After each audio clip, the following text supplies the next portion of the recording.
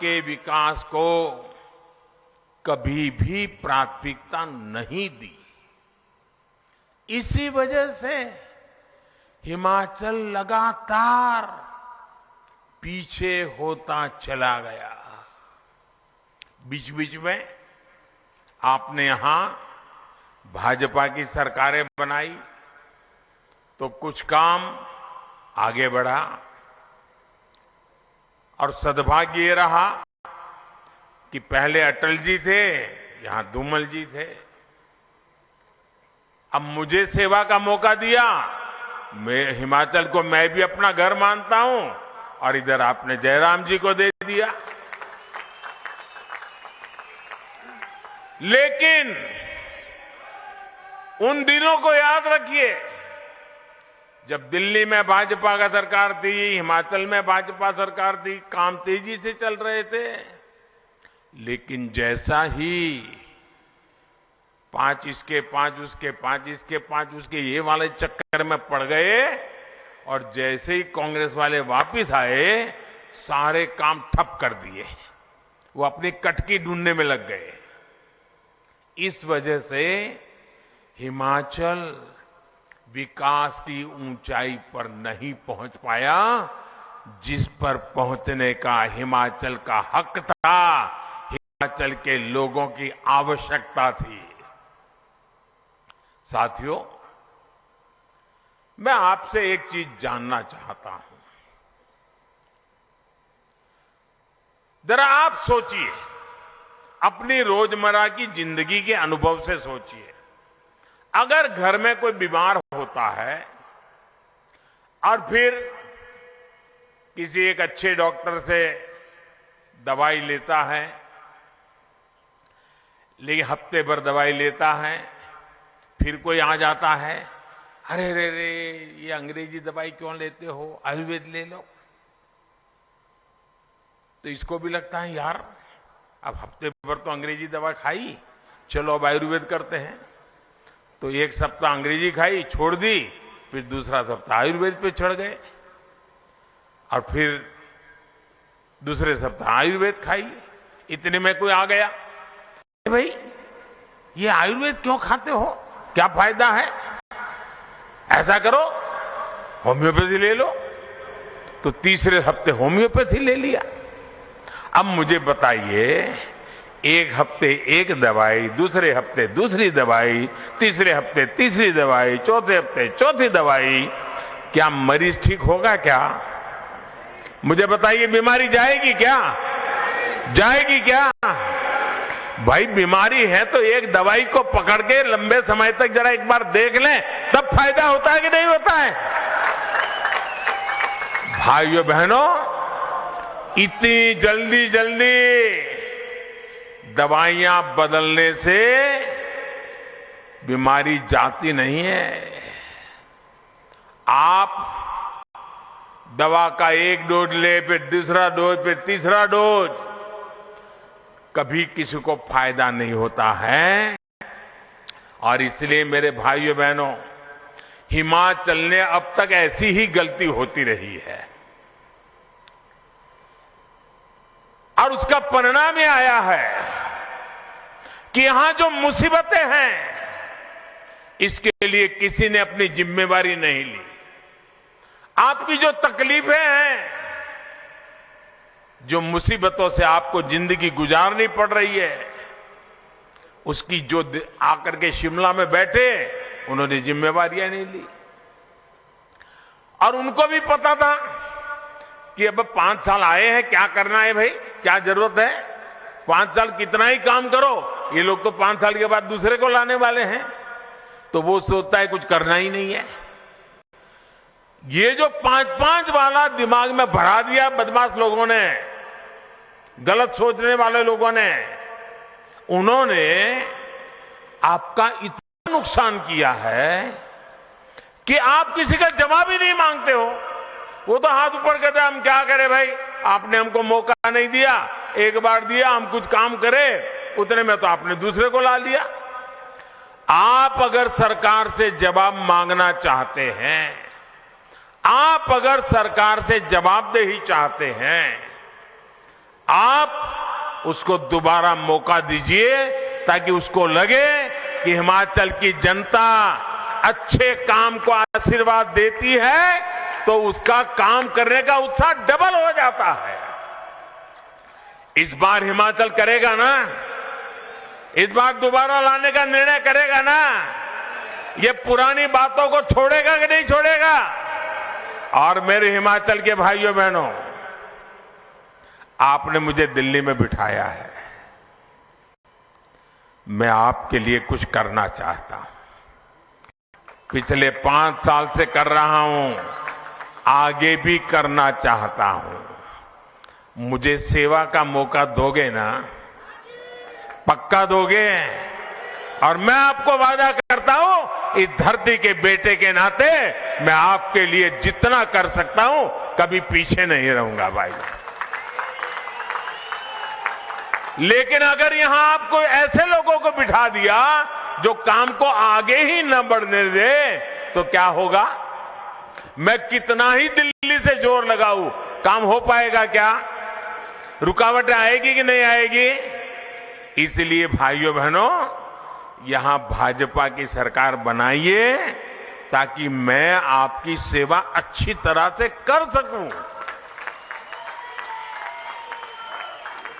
भाइयों बहनों, कांग्रेस ने अपने लंबे शासन में हिमाचल का जितना नुकसान किया है उसकी भरपाई के लिए और फिर तेज गति से काम करने के लिए भाजपा को दोबारा जिताना, भाजपा को बार बार जिताना और दिल्ली की मोदी सरकार की भी भाजपा सरकार को पूरी मदद मिलती रहे, ये पक्का करने वाला ये चुनाव है।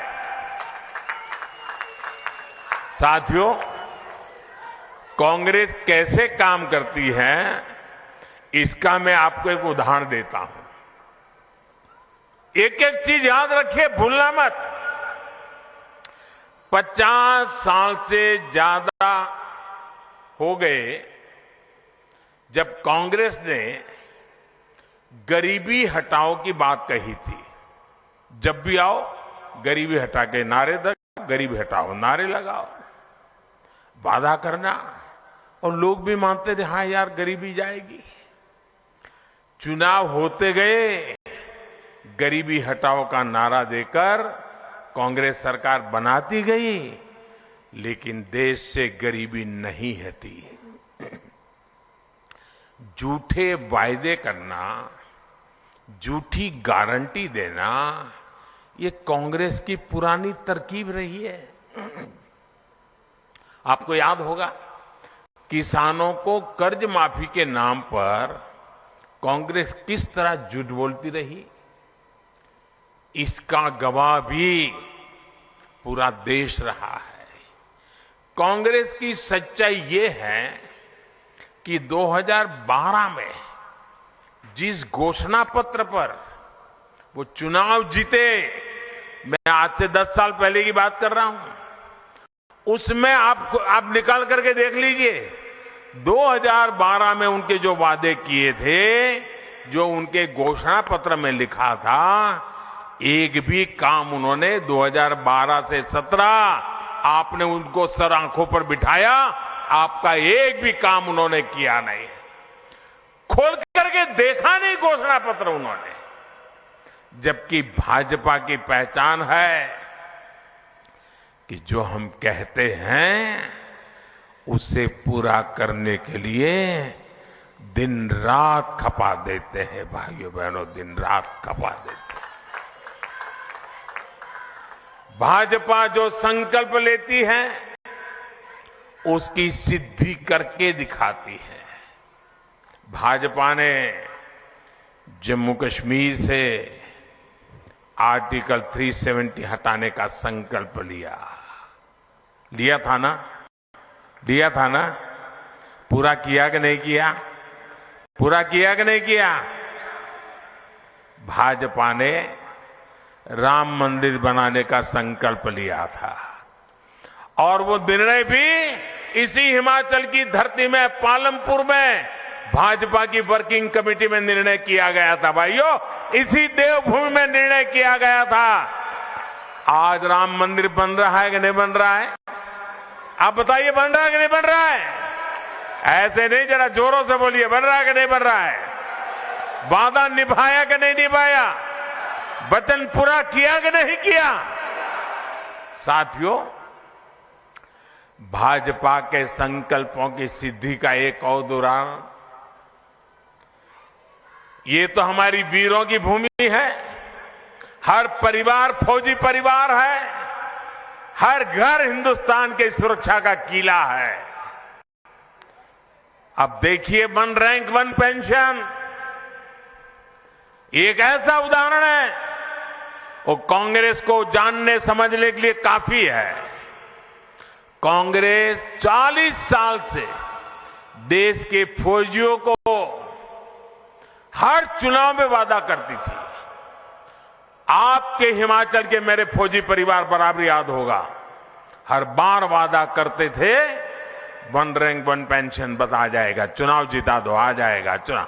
कितनी सरकारें बनी, कितने ही प्रधानमंत्री आए, कितनी बार वादे करके गए, लेकिन इतने वर्षों तक केंद्र में कांग्रेस की सरकार रहने के बावजूद भी वे कभी भी वन रैंक वन पेंशन को लागू नहीं किया।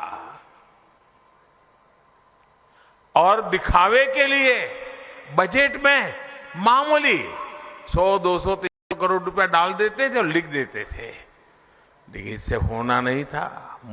ये आंख में धूल झोंकने की उनकी आदत, झूठे वादे करना, चुनाव जीतना फिर भूल जाना, यही उनका चरित्र। हिमाचल में हर बार वो झूठ बोलते रहे। देवभूमि में झूठ बोला है, देश की वीर माताओं के सामने झूठ बोला, देश के वीर जवानों के सामने झूठ बोला। भाइयों बहनों, मैं हिमाचल में आया था 2014 में, चुनाव में आपके वोट मांगने के लिए आया था, और मैंने हिमाचल में आकर के मैं कहा था, मैं जानता हूं मामला बहुत बड़े धन का है, धन खर्च करना पड़ेगा, तिजोरी खाली करनी पड़ेगी, लेकिन ये वादा मैं पूरा करूंगा। भाइयों बहनों, वन रैंक वन पेंशन का वादा हमने पूरा किया नहीं किया? किया कि नहीं किया? वादा 40 साल तक उन्होंने किया था, नहीं पूरा किया। हमने वादा किया, 5 साल के भीतर पूरा कर दिया था। भाइयों, जुबान की कीमत होती है, और लोकतंत्र में भारतीय जनता पार्टी की जुबान जनता जनार्दन को समर्पित होती है, जनता जनार्दन के लिए संकल्पित होती है। भाइयों, वन रैंक वन पेंशन लागू होने की वजह से हमारे रिटायर्ड फौजी साथियों की जेब में, उनके परिवार के पास पहले जो पेंशन जाता था उससे अतिरिक्त और 60,000 करोड़ रुपया मेरे इन फौजी परिवारों के जेब में गए। भाइयों, 60,000 करोड़ रुपया बहुत बड़ी अमाउंट होती है। आप ध्यान दीजिए साथियों, क्या कांग्रेस सरकार होती तो ये 60,000 करोड़ रुपया मेरे फौजी परिवारों के घर में आते क्या? फौजी परिवारों के विधवाओं के घर में जाते क्या?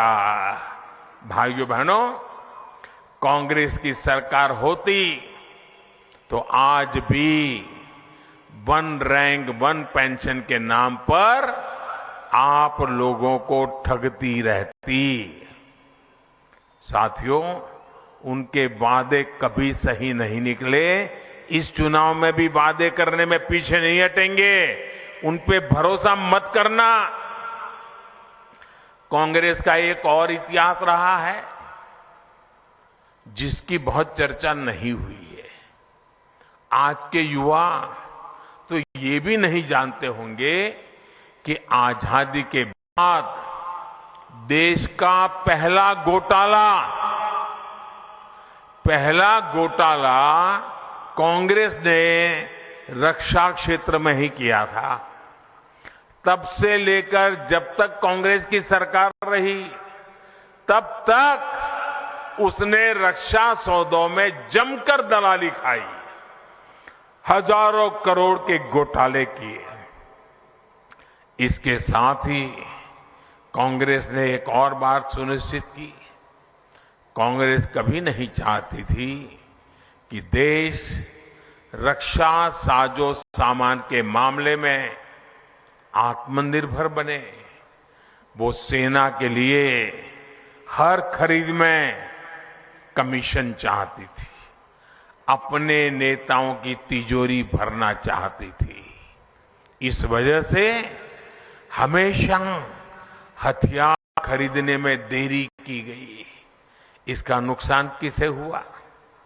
इसका सबसे बड़ा नुकसान हुआ हिमाचल की उस वीर माताओं को, जिसने अपना बेटा मातृभूमि की रक्षा के लिए बॉर्डर पर लड़ने के लिए भेजा था।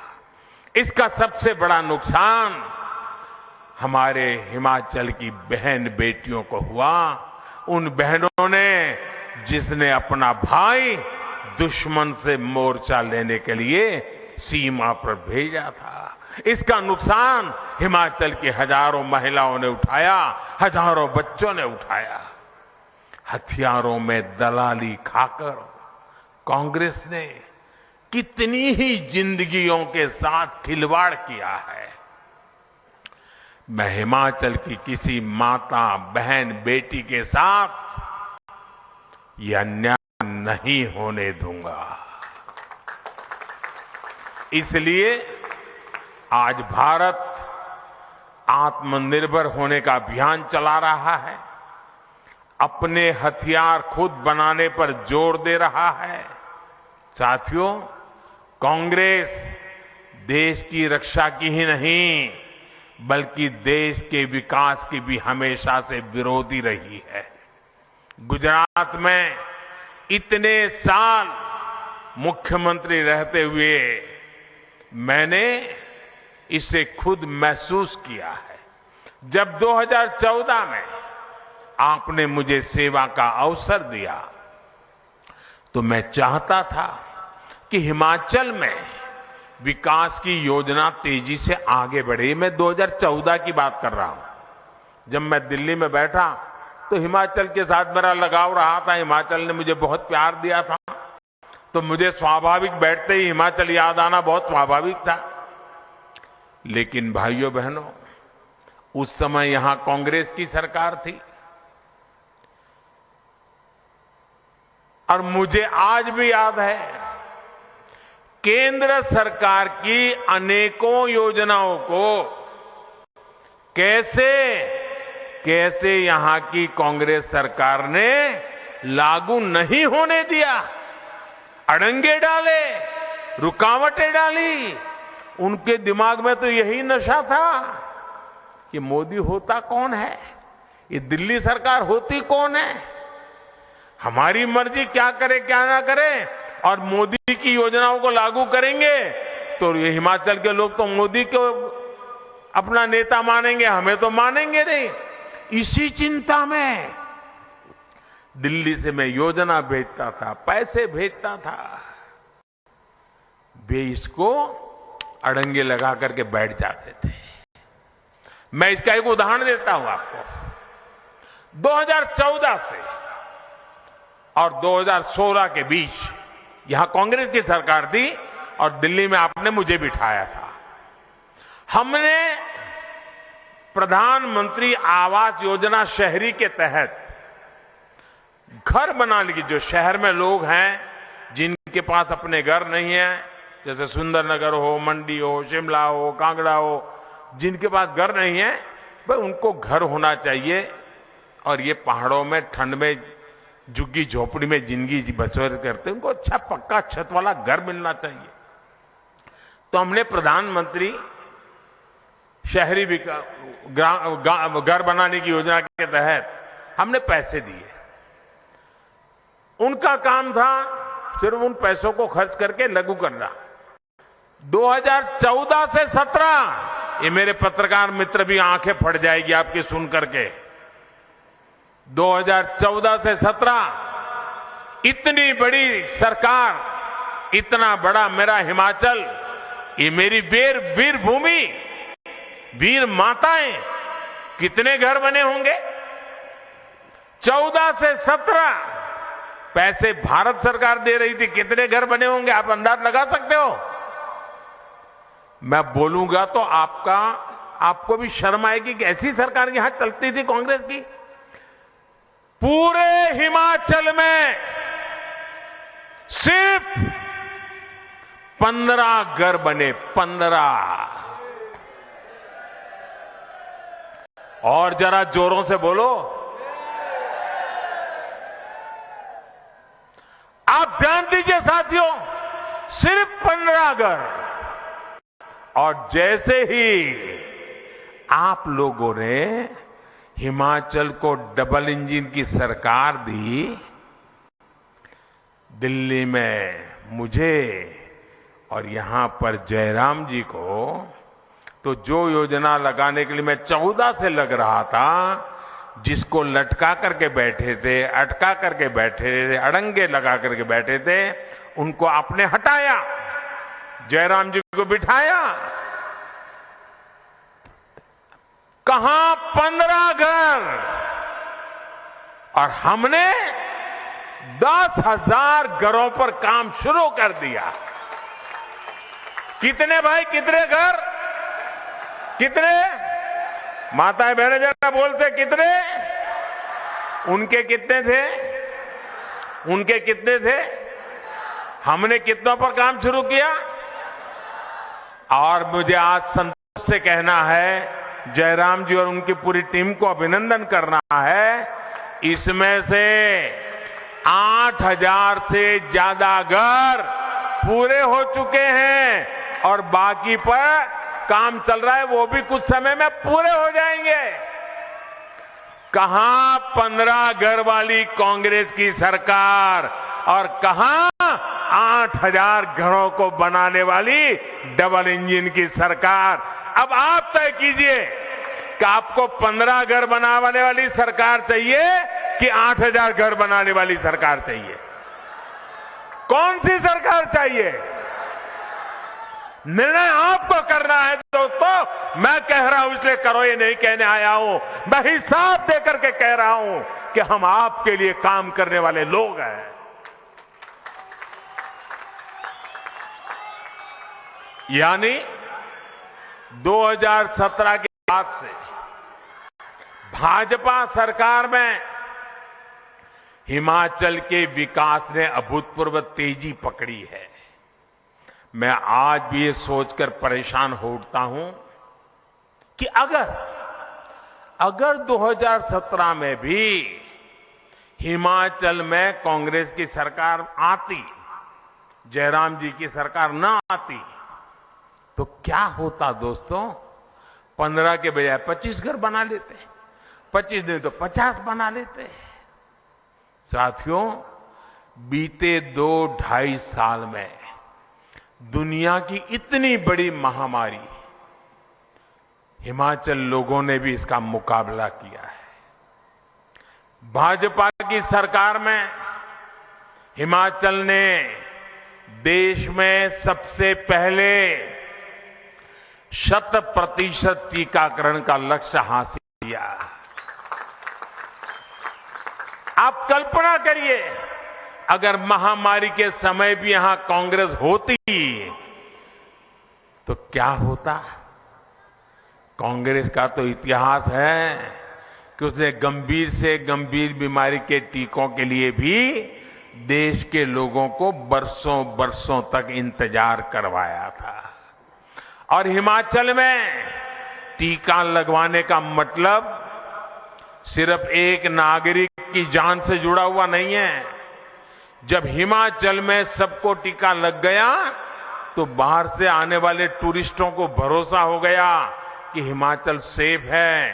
फिर से टूरिज्म ने गति पकड़ना शुरू किया, यहां के लोगों की रोजी रोटी चल पड़ी ये वैक्सीन की ताकत थी और ये जयराम जी और भाजपा सरकार की ताकत थी कि उन्होंने पूरे देश में हिमाचल को पहला, और मैं यहां के हमारी आशा वर्करों, हमारे आंगनवाड़ी वर्कर, हमारे गांव में काम करने वाले हेल्थ वर्कर, उनको आज नमन करता हूं कि उन्होंने पहाड़ों पर चल करके, जाकर के, बर्फीली जगह पर जाकर के भी वैक्सीनेशन का काम कर लिया और जिंदगी बचाने का काम कर लिया, और मुफ्त में, एक पैसा नहीं लिया किसी से।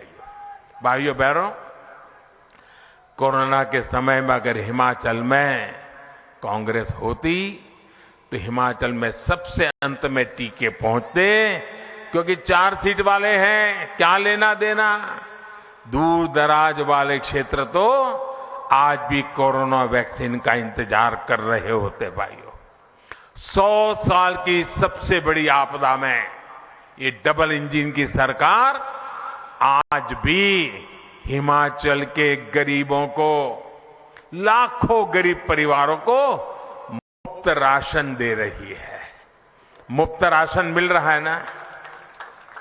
ये मेरी माताएं बहनें मुझे आशीर्वाद हमेशा देती हैं कि दिल्ली में एक उनका बेटा बैठा है जिसने हमारे घर के चूल्हे को कभी बुझने नहीं दिया। दिल्ली में एक ऐसा बेटा बैठा है जिसने कभी हमारे घर के चूल्हे को बुझने नहीं दिया। कोई रात ऐसी नहीं थी जब बच्चों को भूखे सोना पड़े, क्योंकि दिल्ली में एक बेटा बैठा था जो जागता था कि मेरा बेटा खा करके सो जाए। और इसलिए भाइयों बहनों, कांग्रेस की सरकार होती तो गरीब का राशन लूट जाता। दोस्तों, गरीब की रसोई तक नहीं पहुंचता। साथियों, 2017 में कांग्रेस की सरकार ना बनाकर भाजपा को सेवा का मौका देकर हिमाचल के लोगों ने इस देश भूमि की रक्षा करने का काम किया है। अगर हिमाचल के लोगों ने भाजपा को सेवा का मौका नहीं दिया होता तो आज 9 लाख नए घरों में नल से जल नहीं पहुंचता। भाइयों, अगर हिमाचल के लोगों ने हमें सेवा का मौका नहीं दिया होता तो यहां की लाखों रसोइयों में उज्ज्वला का सिलेंडर नहीं पहुंचता। अगर हिमाचल के लोगों ने भाजपा को सेवा का मौका नहीं दिया होता तो आयुष्मान योजना और हिम केयर योजना के तहत 4 लाख लोगों को मुफ्त इलाज नहीं मिलता। अगर यहां 2017 में भाजपा सरकार नहीं बनती तो अटल टनल का काम शायद वहीं अटका लटका पड़ा होता, वो काम कभी पूरा नहीं होता। साथियों, आज अटल टनल से हमारी योजनाओं को भी फायदा हो रहा है। लाहौल स्पीति के मेरे भाई बहनों को आजादी के बाद पहली बार जीवन का उनका सुख का समय आया है। ये काम हमने किया है और इसे आप हमेशा याद रखिए। ये सब किसने किया? ये सारा काम किसने किया? ये काम किसने किया? ये काम की जरा जोर से बताइए, किसने किया? ये काम किसने किया? आपका जवाब गलत है। आपका जवाब गलत है। ये मोदी जी ने नहीं किया है, ये जयराम जी ने नहीं किया है, ये तो आपके एक वोट ने किया है। ये आपके वोट की ताकत है, इसलिए हुआ है। वोट सही जगह पर डाला तो इतने सारे काम किए। इस बार भी आपका वोट सही होगा, आगे भी इससे भी बढ़िया काम होंगे। भाइयों बहनों, हिमाचल के लोगों का एक वोट आज हिमाचल में इंफ्रास्ट्रक्चर का काम तेजी से करा रहा है। यहां रेल रोड का नेटवर्क बनवा रहा है। आप सोचिए, यहां से चंडीगढ़ से मनाली हाईवे को बने कितने साल हो गए थे। इसका चौड़ीकरण हो, इसकी याद कांग्रेस को अपने 10 साल के शासन में नहीं आई। अब हिमाचल के लोगों के एक वोट के कारण इस मार्ग पर 4 लेन का ऐसा नेशनल हाईवे बन रहा है जो आपके टूरिज्म को बहुत बड़ी ताकत देने वाला है। हमारी सरकार पठानकोट से मंडी जाने वाले नेशनल हाईवे को भी आधुनिक बनाने पर 9,000 करोड़ रुपए खर्च कर रही है। भाइयों बहनों, पिछली कांग्रेस सरकार के समय गांव में जितनी सड़कें बनवाई गई थी, हमारी सरकार ने उससे 2 गुनी सड़कें बनाकर दिखा के दिया है आपको। भाइयों, डबल तेजी से काम, डबल इंजन की सरकार की पहचान है। 8 दिसंबर को नतीजे आने के बाद हिमाचल के विकास में और तेजी लाई जाएगी। भाजपा की सरकार ने आगे के रोड मैप पर काम करना शुरू कर दिया है।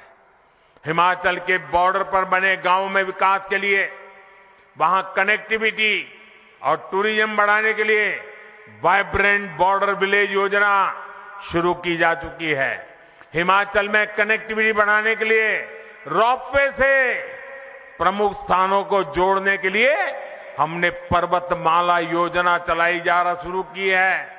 यहां डबल इंजन की सरकार की वापसी के बाद ऐसे विकास कार्यों में और तेजी लाई जाएगी। बस आपको एक बात याद रखनी है, हर बूथ पर कमल का फूल ही भाजपा का उम्मीदवार है। याद रहेगा ना, हमारा उम्मीदवार सिर्फ कमल का फूल ही है।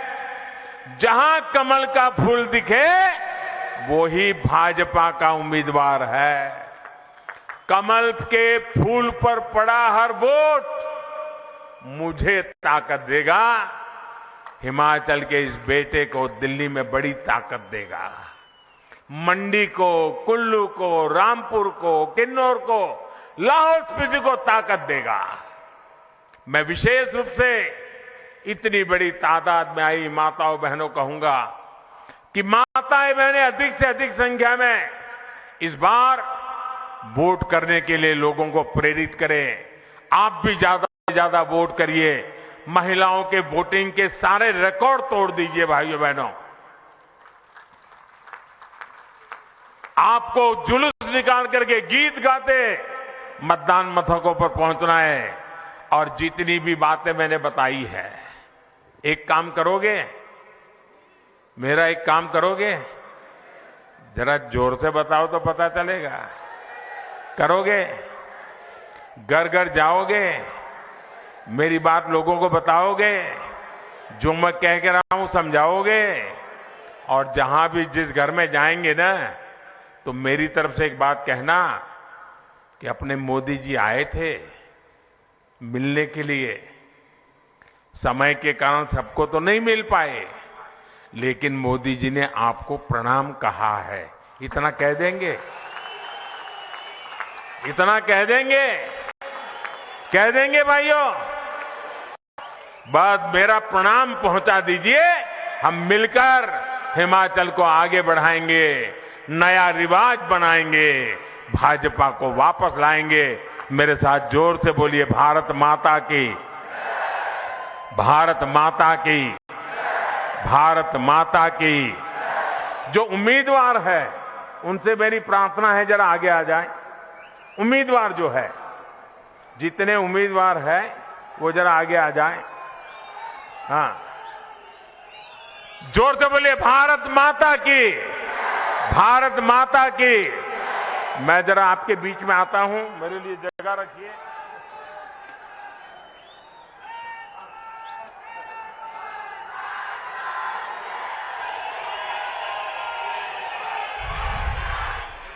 तो हिमाचल में चुनावी रैली, जनता को संबोधित करते हुए प्रधानमंत्री नरेंद्र मोदी को आप सुन रहे थे। तो हिमाचल में प्रधानमंत्री की ये पहली रैली है हिमाचल चुनाव से मुतालिक। देखिए, प्रधानमंत्री ने कहा कि हिमाचल का रिवाज बदलेगा। प्रधानमंत्री ने यह भी कहा कि डबल इंजन की सरकार बनाई है, क्योंकि दिल्ली से मैं जितना भी हिमाचल के काम के लिए जोर लगाऊं, तब तक काम नहीं होगा जब यहां से राज्य सरकार का भी साथ नहीं मिलेगा।